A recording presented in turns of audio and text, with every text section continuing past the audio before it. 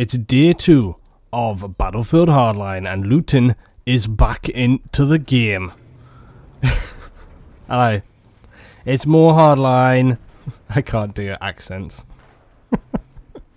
Right, we've been playing loads tonight. We had a lot of good games, and I actually ended up nearly losing my mind at one point because we had this absolutely mind-blowing round on Riptide. Riptide is the kind of oceanic one. We were playing Hotwire, and I got like a hex. I got a 6-person kill when I RPG'd a helicopter from underneath, and it was just some epic driving around, smashing people, shooting cars out, all this kind of stuff. It was an epic round.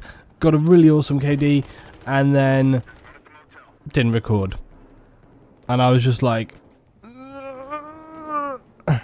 it happens so infrequently for me, that I forget to hit that record, because it's normally like a mandatory rule for me now that I always record, and just slapped myself for that.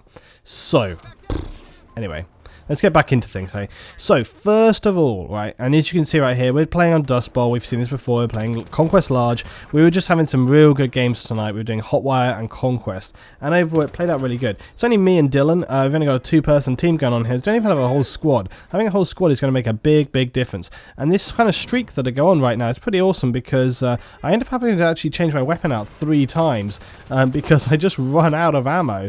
I'm just having to constantly pick up guns because I'm just burning through ammo and having to, you know, collect stuff from other people. I'm going to get into a few little opinions. We got 20 minutes or so to talk on this round. I thought it'd be better. I was trying to figure out what to do. I've got some good ideas for like individual videos, but I really needed to get some gameplay in, you know, and I wanted to just play, and then I'm going to talk you through some bits and pieces on this video. But before we get to that, I have a giveaway. I have a code of Battlefield Hardline Ultimate Edition. That's with premium and everything. It's worth about £100, probably like $150. It's a good giveaway for you guys.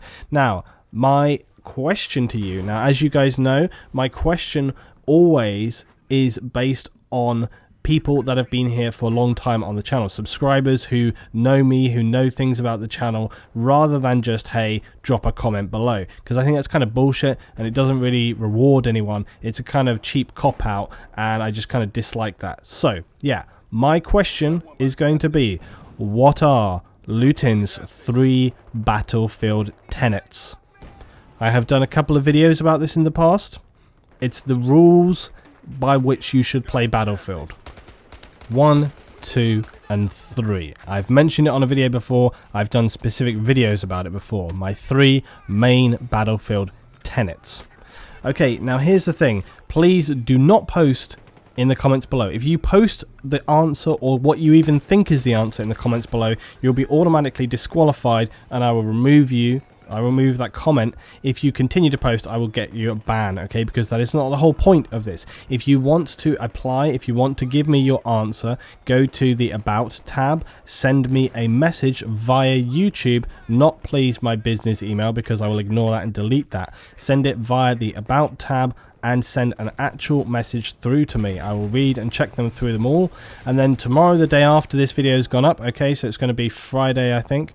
On Friday, I will post on that video, I will post the video of me doing a random selection of who's going to win that, and obviously announcing it as well. So announce on Friday. Okay, guys, so again, my 3 Battlefield tenets. The 3 things that I think are very important to anybody as a Battlefield player. Right, let's get back into talking about the game, alright? So that's the giveaway. Let's talk about the game again. So we've been having a lot of good rounds. I've been, you know, I don't want to judge too much on the player base at this point in time, because the player base at this point in time are kind of getting used. They're unlocking stuff. They're having some fun with the game. They're kind of screwing around a bit, maybe, and they're doing bits and pieces. I mean, I remember when we were streaming with Level, I was streaming with Level Cap this week, and whilst we were in the game, I was like commentating about sort of what was happening, and I was going like, oh, look at what they're doing here. They've got this under control, and they're like pushing out towards here. And Level's like, Luton, I love that you think that there's like some overall plan that they've got going on, like, because I see it, and I'm like, yeah, look what they're doing. And it's like, no, that is not how it is at all. It's just randomizing, you know, just gameplay. UMP, I was doing pretty good. This was my final thing here. Yeah, I got taken down finally. I was doing pretty good up to this point with my gun change-outs, just picking up random weapons. But the UMP, it was too slowed for me to handle in that situation, which was a little bit frustrating. But, you know, I was doing okay up till then. So where am I with the game? You know, I had a lot of comments from people today on the last video or so on saying like, oh, you're being too positive and sponsored videos and blah, blah, blah, blah, blah. It's like, honestly, I mean, if you guys, if you don't know me by now, then you'll never, never, never know me. Seriously, if you don't know me by now and know that what I'm telling you is what I think, then just get off the channel. Seriously, I'm telling you what I think about the game. I'm trying to be positive. I explained this already. I'm trying to have a better outlook about the game for myself so that I enjoy the game more, and it's actually working. I've been having some good fun. Me and Dylan tonight were having some good rounds. I had some very frustrating rounds. I had some rounds where I was in a certain situation and I was like, God damn it, you know, I was super annoyed. It just varies, you know. You get frustrated with the game, you get frustrated with certain things, you get frustrated in any game. There's times where you want to throw things around and it's like agonizing because you know, and the reason you get angry, you know you could have done better, you know. It's all, you're like, oh, I could have had that, you know, and that's what's so frustrating with some things in there. So I, though, I'm trying to have an outlook of like, look, okay, yeah, I know there's some things going on here, but we're trying to deal with it and we're trying to move forward. And any release has little bits and pieces that needs fixing up, and I have to say a lot of the time it is the small bits and pieces.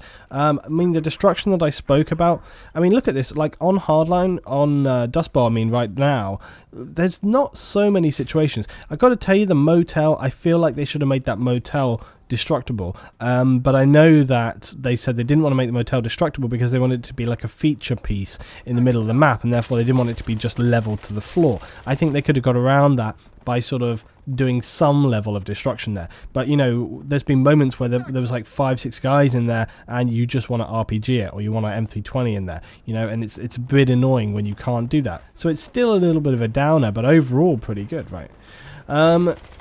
Yes, overall TDM as well. We've been playing TDM tonight, and it's just the same agony.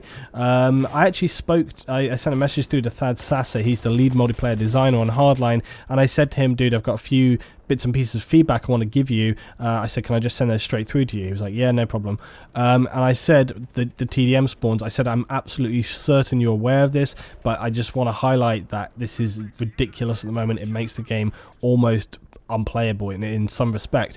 And he said, yeah, that's we've got 3 top priorities, and fixing the TDM spawns is one of them. So that's really good to hear that they are actively pushing that stuff straight away, and that's going to be incoming from us. Go down, patrol helicopter.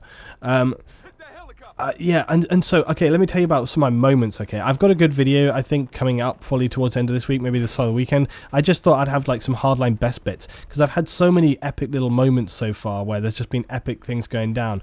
Stuff like where there's, like, a tanker coming through, and, there was a guy jumped off a building, and he landed near the tanker. I M320'd the tanker, blew that up, and then there was a car coming up on the sort of, the road above on the bridge, and it was going real fast, and then I just panned up, M320 that as well, and took that thing out as well. So that was really awesome. It's just like bam, bam, bam.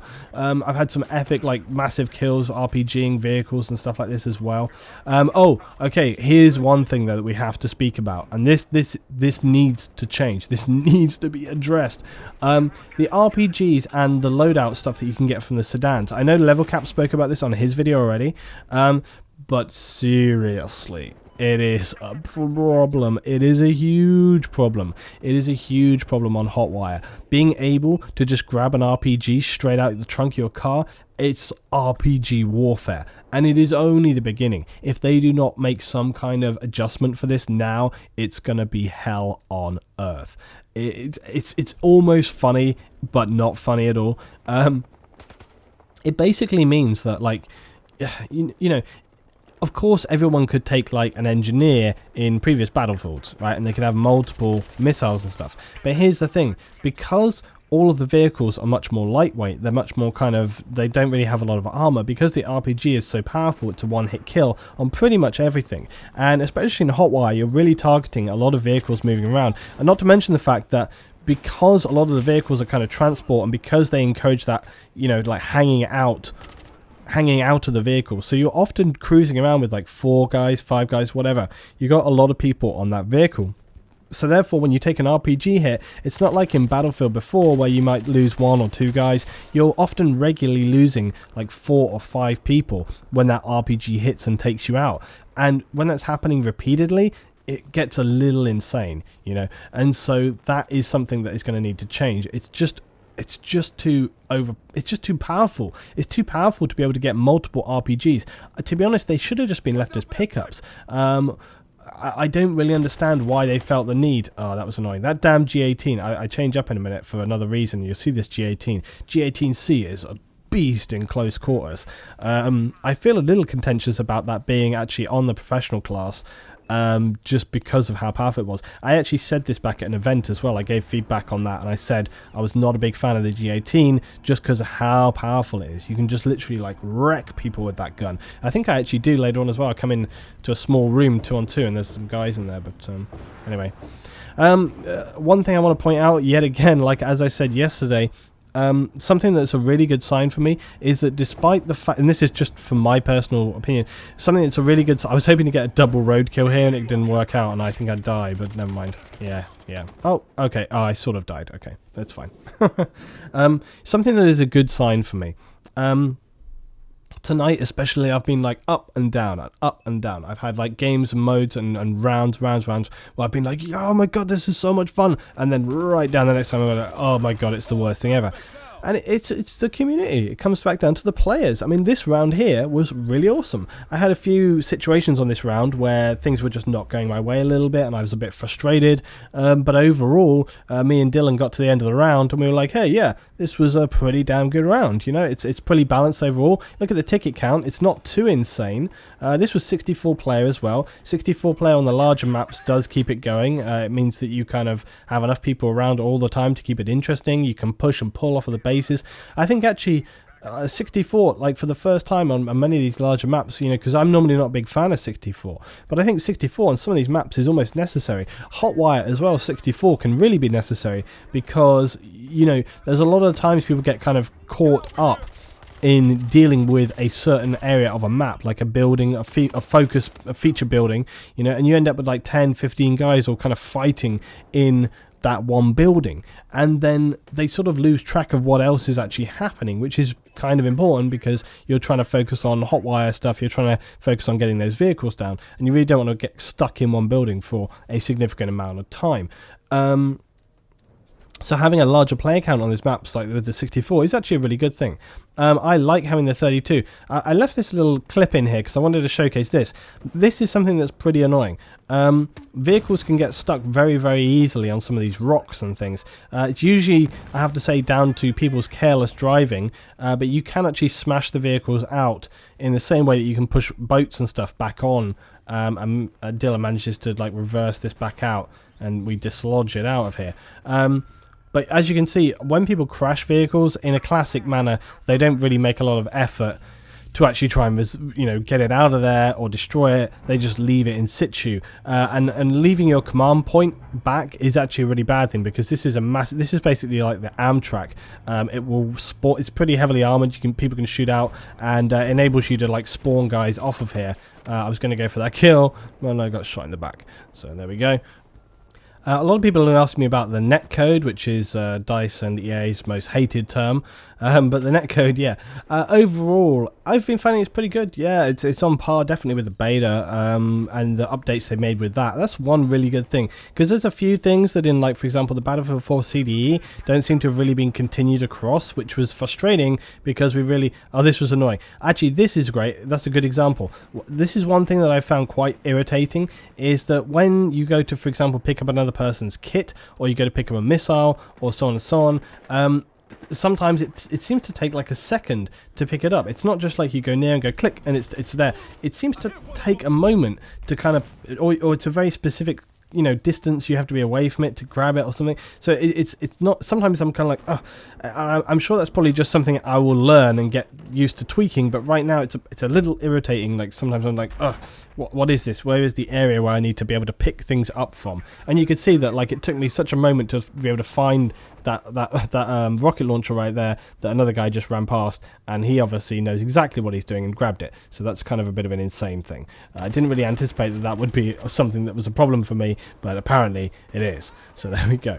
But yeah, overall the balance and the sort of contact between other players has generally been pretty solid.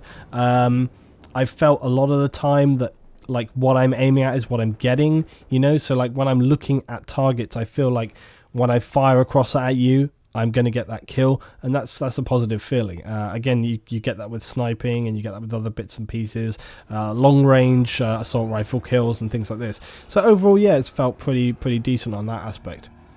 I know you guys were asking me about the maps as well, and specifically how they have tailored the maps to suit certain game modes. So for example, 9 maps in Hardline at release, only 5 of them you can play Hotwire on.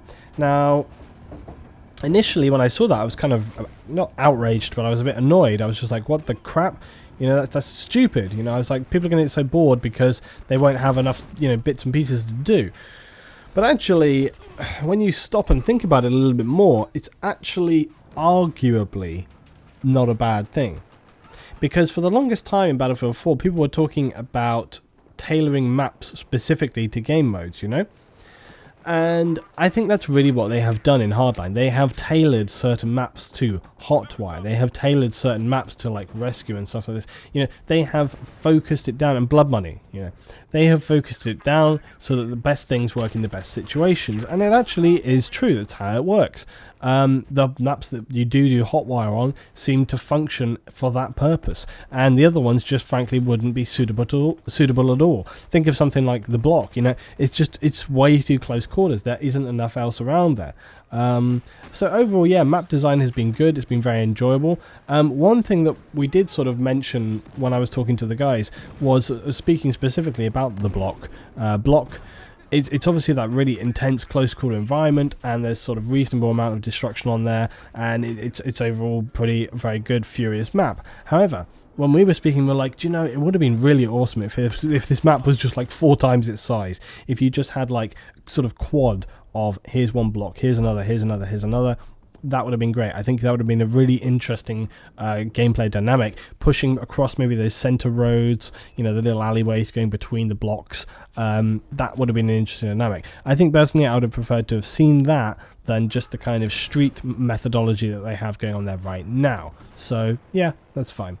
So far, again, still I have been enjoying the game. I mean, that's pretty much what I can say. I have been having I would say actually most of my frustrations. I mean, look at this right here. See, this is a good example. Having a battle with this guy over here who's a sniper, and with my assault rifle, I'm able to actually accurately get onto that target. And I feel like when I'm aiming down sights here, the bullets are going really where I want them to go, and not just kind of like disappearing or going. Like, I mean, that you pop up, bam, shoot, bam, bam, bam. You know, it's felt more direct. And when Battlefield says it's, well, Hardline says it's the fastest Battlefield yet, I kind of question that still, because I think you can be fast on a lot of the other Hardlines, right? But with this, the speed, I think, a lot of the time comes from the directness. It's the directness to be able to get on target. On target, bam, down, down, down. You know, that's where the speed of the gameplay comes, I think, rather than the sort of... It's obviously hinted more towards the vehicles, right? However, you still can be very fast with the vehicles. Of course, you've got the cars burning it around, and if you find a certain route and path, you can evade other vehicles when you're in Hotwire and hold on to them very well. So it plays out good. But yeah, so, you know, a lot of people I think were expecting me to be ultra negative because of how I have been speaking about it in the past. But honestly, like I said the other day, I think a lot of that feeling is somewhat misplaced, and that I've been getting on a lot better. I tell you, especially from tonight's gameplay, the thing that was winding up, because me and Dylan were playing together all evening, and the thing that was winding us up more than anything else was the players.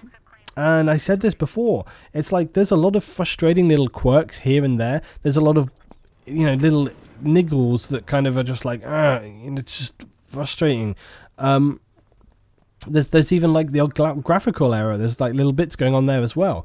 But overall, it's been positive, been fun, you know, it's been fun. We've been having some good games, and that is surely the primary purpose of what's going on here. You know, you are trying to just have an enjoyable experience that you want to keep coming back to. And whilst there are some bits and pieces that you think like, I really would like to change that, it does seem to be that they're taking this on board and that they will listen and they will move it in the right direction. This right here on top was a great example of how not to be a team on top of the roof.